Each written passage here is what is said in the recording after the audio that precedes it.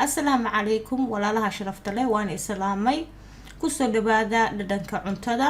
hadaan ugu cusub tahay walaal qaali ha iloobin inaad subscribe noo saartid walaalaha qaaliga ah maanta waxaan rabaa inaan iga faa'iideeyo macmacaan yar oo fudud oo la dhaho basbuusa halkaas waxaan ku haystaa baaquliga waxaan ku shubay 2 koob oo samalina samalina waxa weeyaan galey la shiiday kadib waxaan ku shubay hal baaquli oo yariis ah oo qumba waxaan kale ku shubay hal koob oo sokor ah iyo hal qaado yariis baking powder ah intaas ayaan isku qasayaa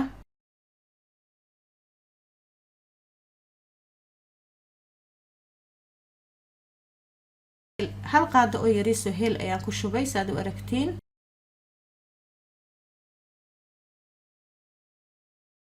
afar xabo oo ukun ah ayaan ku shubay 500 gram plain yogurt ayaan ku shubay ama caanaha garoorta oo fadhiyaan hal koob oo saliid ayaan ku shubayaa si fiican isku qas si fiican ha isku dhaxgalo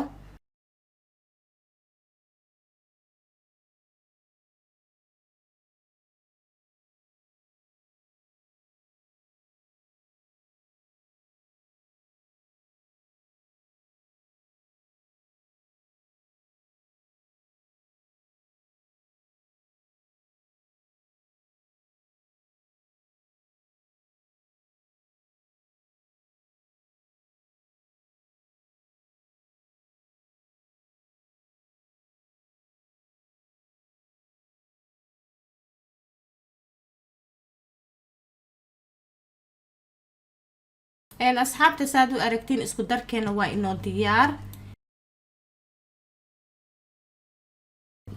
weelka foornada ayaan soo diyaarsaday saliid ayaan mariyay kadibna isku darkii ayaan korka uga shubay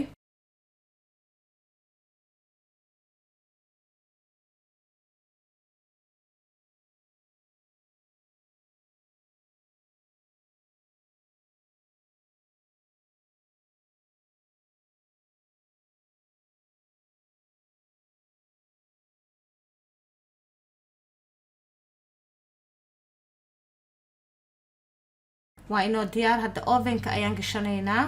u geynaysaa 180 ilaa 40 daqiiqo ayaa foornada ku karinaysaa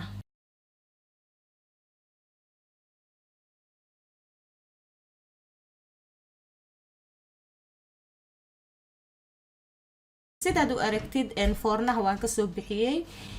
kadib waan jarjarayaa markaan jarjaro kadib waxaan ku shubayaa syrup aan ugu talagalay syrupkana wuxuu ka kooban yahay sokor iyo biyo iyo liin ayuu ka kooban yahay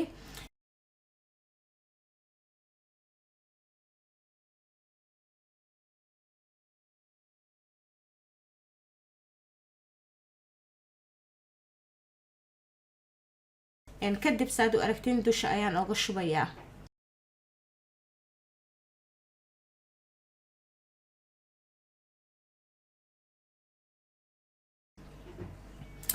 waxaan kaloo dusha uga shubayaa qumbo ayaan dusha uga daadinayaa adiga hadaa qumbaha aad ka helin wax kale ayaa ku bedelan kartaa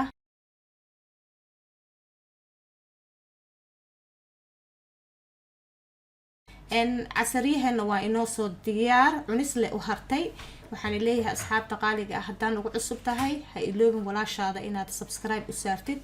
intaas video ku xigo waxaan leeyahay assalaamu calaykum ورحمة الله وبركاته.